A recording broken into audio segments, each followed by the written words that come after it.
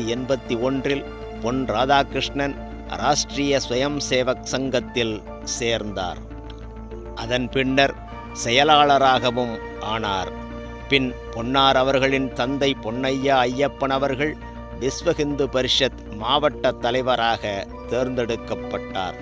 பொன்னார் அவர்கள் 1980 தொடங்கப்பட்ட இந்து முன்னணியில் சேர்ந்தார்.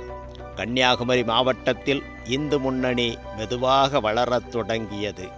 அதன் நிறுவனர் ராமகோபாலனுடன் சுமார் ஓராண்டு காலம் அவருக்கு உதவியாளராக தமிழகம் முழுவதும் பயணம் செய்தார்.